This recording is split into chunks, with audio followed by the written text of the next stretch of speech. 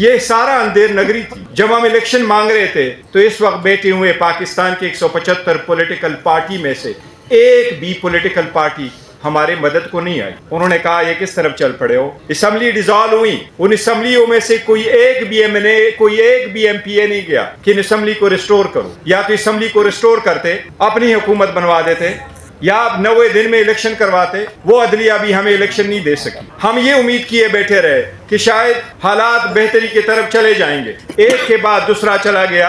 لیکن آپ کو 26ویں ترمیم سے پہلے کی عدلیہ کی بھی ایک بات سنو. 12 بجے سے پہلے اعجاز الحسن صاحب سپریم کورٹ کے سینئر موسٹ جج تھے, آج چیف جسٹس ہوتے. ان کو کہا گیا وہ 12 بجے سے پہلے اپنا سامان پے کر کے گھر چلے گئے. مظاہر نقوی صاحب نے کہا میں استعفیٰ دے چکا ہوں. انہوں نے کہا واپس آ جاؤ, ہم نے تو آپ کو ریموو کرنا ہے. کہاں تھے وہ آزاد عدلیہ جن کے ججز اٹھ کر کھڑے ہو جاتے؟ کوئی ایک جج اس کو بچاتا. شوکت عزیز صدیقی راتوں رات چلا گیا. کیا ایک بندے کی سپیچ میں اتنی بڑی سزا کہ آپ ان کو کہو بھائی میں نے آپ کو گھر بھیج دیا؟ اس وقت تو سارے بار کونسلوں کی بڑی تعریف لکھی ہے سپریم کورٹ نے. 5 ججوں نے یونانیمسلی اس کو کہا تو گھر چلا جا, آپ کی سپیچ ٹھیک نہیں ہے.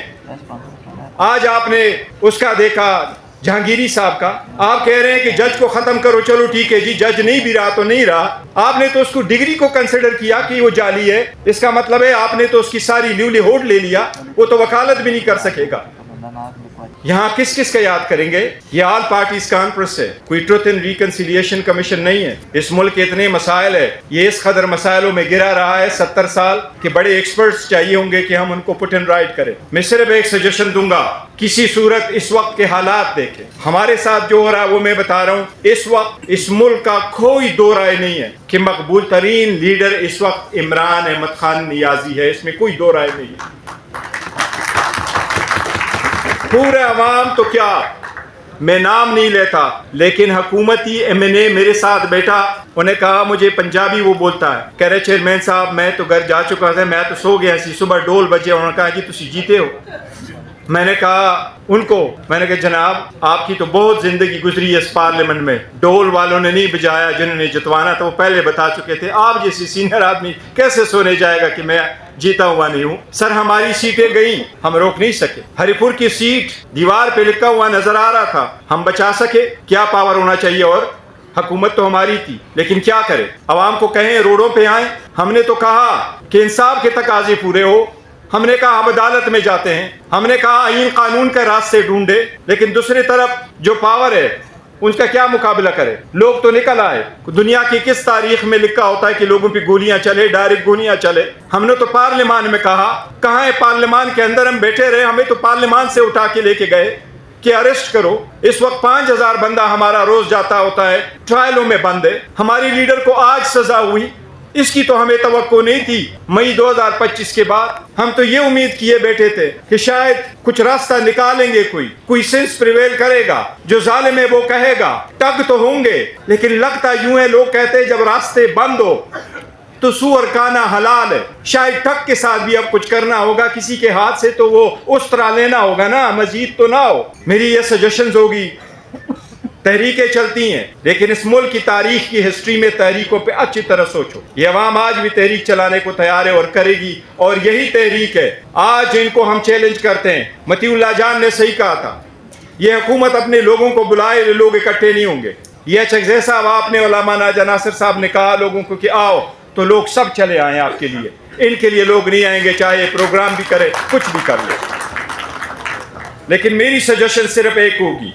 وہ سجیشنز میری یہ ہے کہ میں آپ کو ایک مثال دیتا ہوں, اور اس لیے کہ وقت کے تقاضے کو مد نظر رکھتے ہوئے دیکھیں. 5000 لوگ ہمارے روز عدالتوں میں پیش ہو رہے ہیں. ہماری لیڈرشپ کو 7 کیسز میں سزا ہوئی. آج بھی شاہ محمود قریشی صاحب اور ڈاکٹر یاسمین راشد کی ججمنٹ آ جائے گی, یہ چٹا ہو جائے گا.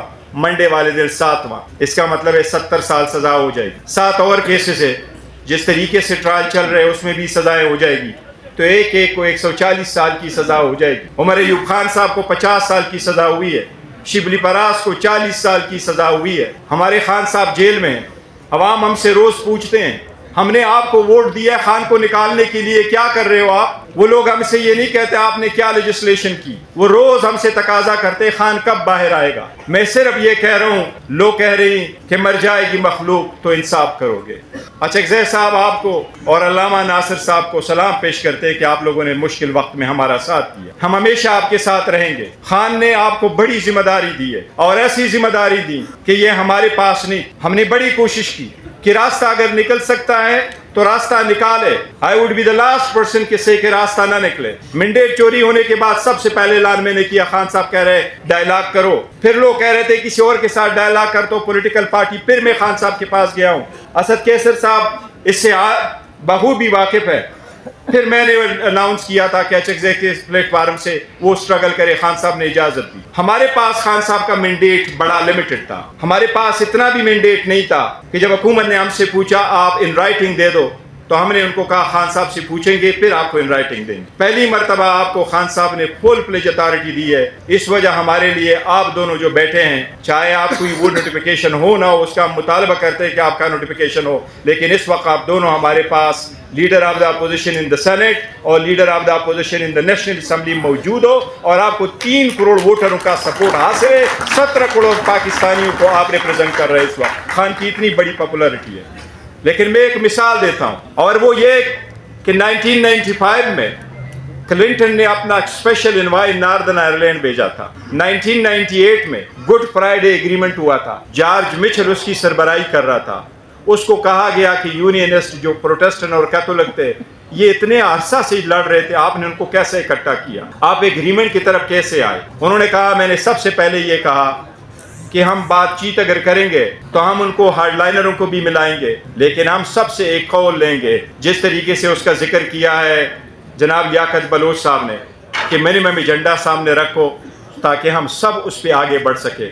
اس نے کہا میں نے یہ کہا تھا کہ ڈی کمیشن ہوں گے, جمہوریت ہوگی, نان وائلنس ہوگا. وہ لوگ آگے بڑھے, انہوں نے اپنی بات چیت کی and they arrived at an agreement. اگر آپ نے ڈائلاگ کی طرف جانا ہے یہ آپ کا اختیار ہوگا. آپ نے تحریک چلانی ہے, آپ آرڈر کریں گے سارے لوگ جائیں گے, اور اگر آپ نے ڈائلاگ کرنا ہے یہ آپ کا مینڈیٹ ہے. لیکن میں اتنا سجیسٹ کروں گا کہ اس میں یہ نہ رکھ کے اس وقت پاکستان میں 175 پولیٹیکل پارٹیز ہے. اس 175 پولیٹیکل پارٹیز میں سے فقط 14 پولیٹیکل پارٹیز اس وقت پارلیمنٹ میں, 8 گورنمنٹ میں, 6 اپوزیشن میں. 2018 کی الیکشن اٹھا لے اس میں بھی 13 ہی پارٹیاں ایوان میں تھی. آپ 2013 کے الیکشن اٹھا لے اس میں بھی 17 پولیٹیکل پارٹیاں جو ہیں وہ پارلیمان میں تھی. 2008 میں بھی یہی صورتحال تھا, تھوڑی پارٹیز الیکشن تھی. آپ اس مینڈیٹ کو بڑھا لیں. وہ لوگ جو سٹیک ہولڈر ہے, مولانا صاحب کو اگر ہمارے مینڈیٹ پہ آبجیکشن ہے ہمیں اسے ویلکم کرنا چاہیے. مولانا صاحب اگر بات کرنا چاہتا ہے کہ پی کے میں ہمارا مینڈیٹ غلط ہے ہم سنیں گے اس کو. ان کے پاس کچھ بھی ثبوت ہے کچھ ہے تو ہم تو سننے کو تیار ہے.